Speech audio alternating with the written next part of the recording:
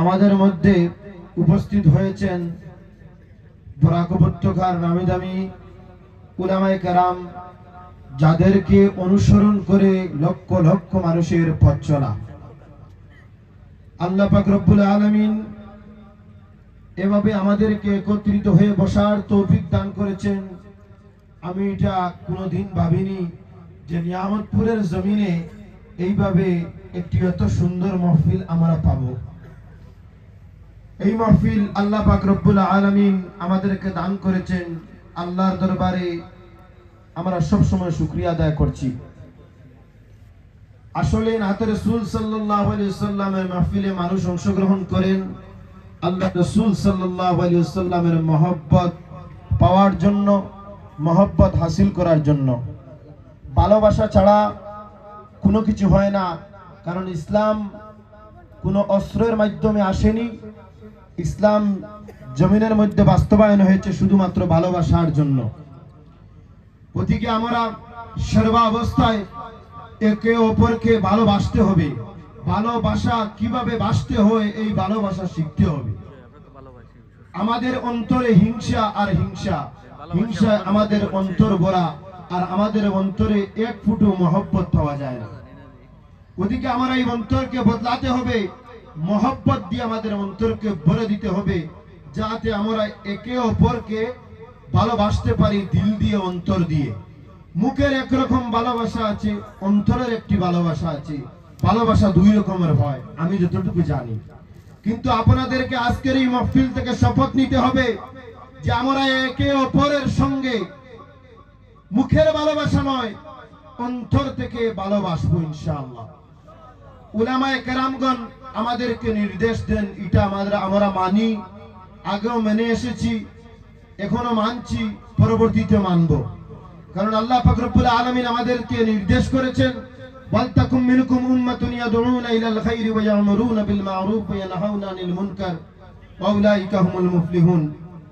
তোমাদের মধ্যে একটি দল গঠন করো, যে দল মানুষকে সঠিক সরল রাস্তার নির্দেশ দেয় আর খারাপ বেহায়াপনা থেকে মানুষকে বাঁচার জন্য আদেশ করে। আর এই যারা আদেশ করবে ওনারা জীবনের মধ্যে সফল হবেন। ওয়া উলাইকা হুমুল মুফলিহুন। উলামায়ে কেরামরা জমিনের মধ্যে সফল, আখিরাতের মধ্যে সফল। আজ অবধি পর্যন্ত এই হাইলাকান্দি বরাকবলির জমিনে এমন এমন উলামায়ে কেরামগণের জন্ম হয়েছে, ওনারা এই জমিন ছেড়ে চলে গেছেন, কিন্তু এই গ্রামে গ্রামের গাছের পাতায় পাতায় ওনাদের নামের যে আওয়াজ আমরা পাচ্ছি কি পাচ্ছি না, যে গ্রামে গ্রামে ওনাদের নাম আছে, থাকবে ইনশাআল্লাহ। কারণ ওনারা হকের পথে দাওয়াত দিয়েছেন, মানুষকে ইসলামের পথে আনার জন্য দাওয়াত দিয়েছেন। ওদিকে আমরা আজকে একত্রিত হয়েছে, আমরা এক দল হতে হবে, যে মানুষকে খারাপ কাজ থেকে বাঁচার জন্য আমরা আহ্বান জানাবো, আর ভালো কাজের আমরা আদেশ করব, আমরা আহ্বান রাখবো। ওদিকে সমাজের মধ্যে যেভাবে মদের হার বাড়িয়েছে, আমাদের যুবকরা যে এমন হাল হয়েছে, কার সঙ্গে মুলাকাত করব, কে মাতাল না কে ঠিক, আমরা সত্যিভাবে বুঝতে পারছি না। কারণ মদ যদি কোনো মানুষ পান করে মসজিদের মধ্যে আসে, তাহলে উলামায়ে কেরামরা আছেন, এই মসজিদটি পুরোভাবে দৌত করতে হয়। ওদিকে মদ যদি কোনো মুসলমানের শরীরে লেগে যায়, তাহলে শরীরের অঙ্গটাকে কেটে ফেলতে হয়।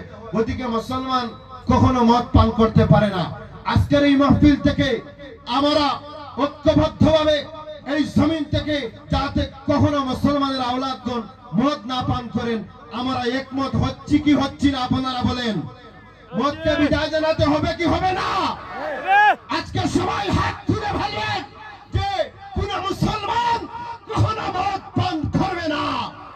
আল্লাহু আকবার, নারে তাকবীর, নারে তাকবীর। আল্লাহ পাক রব্বুল আলামিন আমাদেরকে মদ বর্জন করার তৌফিক দান করেন, এবং ডিজে, গান, কনসার্ট, মদ, সুদ, জিনা প্রত্যেকটা ব্যভিচার থেকে আমাদেরকে বেরিয়ে আসতে হবে।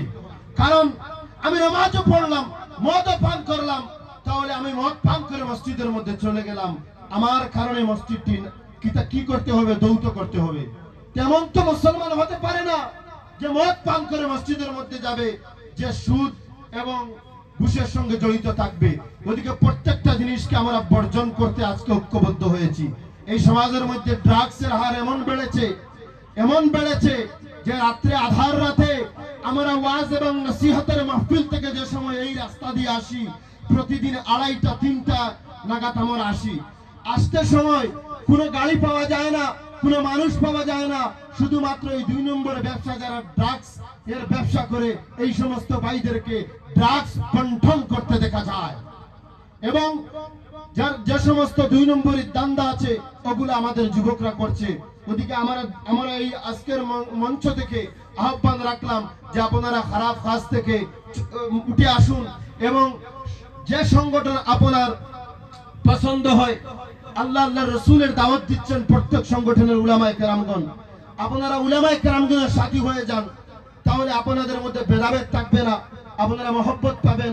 কারণ উলামায়ে কেরামগণ কখনো ভেদাভেদের জন্য কোনো বার্তা দেন না, শুধুমাত্র ঐক্য, একত্রিত হয়ে সমাজকে কিভাবে বাঁচানো যায়, সমাজকে কিভাবে আগে নিয়ে যাওয়া যায়, এটাই উলামায়ে কেরামগণের লক্ষ্য হয়েছে। এই জমিনের মধ্যে যদি সবচেয়ে বেশি আল্লাহর রসুলকে, আল্লাহকে ভয় করে থাকেন, তাহলে ওলা হলেন উলামায়ে কেরামগণ। ওদিকে উলামায়ে কেরামগণকে আপনারা সম্মান করতে হবে। বারাক উপত্যকার অনেক মাহফিল চলছে, আমরা প্রতিদিন যাচ্ছি, সব মানুষ মাহফিলের মধ্যে অংশগ্রহণ করেন, কিন্তু এশার যে সময় আজান হয়ে যায় তখন মুসলমানরা গাড়িতে উঠে যার যার বাড়িতে চলে যান। এই কারণটি আমি বুঝতে পারছি না মুসলমান। আজকে এই মাহফিল থেকে আমি আহ্বান রাখছি, এই জায়গায় এই সাইডে একটি মসজিদ রয়েছে, এই সামনে একটি মসজিদ রয়েছে, তার পাশে গুলোরপাড়ে 2টি মসজিদ রয়েছে, শেরালিপুর মসজিদ রয়েছে, আরো বিভিন্ন স্থানে মসজিদ রয়েছে। এক মসজিদে সবাই জায়গা হওয়া সম্ভব নয়। আমাদের দ্বিতীয় অধিবেশন শুরু হবে রাত্রে নাতে রাসূল সাল্লাল্লাহু আলাইহি সাল্লামের মাহফিল, মহব্বতের মাহফিল। কতটুকু চলবে আমরা জানি না, তাই আমাদের এশার নামাজ হয়তো কাজা হয়ে যেতে পারে। তাই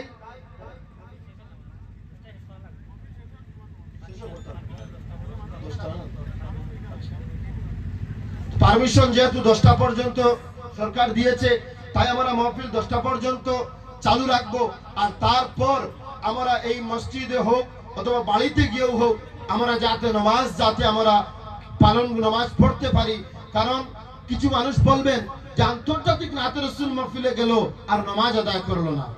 উলামায়ে কেরামগণ বলেননি যে নামাজ পড়িও না, ওনারা বলেছেন নামাজ পড়ার জন্য। তাই আমরা কেন এই নামাজকে বাদ দিচ্ছি? তাই নামাজ আমরা পড়বো ইনশাআল্লাহ। আর আজকের এই মাহফিল থেকে আমরা এই বার্তা নিয়ে আমাদের জীবনকে আরো সুন্দর এবং সাফল্যমণ্ডিত করতে পারি। মহান রব্বুল আলামিন আমাদেরকে সাহায্য করুন, মহান রব্বুল আলামিন আমাদেরকে তৌফিক দান করেন। ওয়া আখিরু দাওয়ানা আলহামদুলিল্লাহি রাব্বিল আলামিন।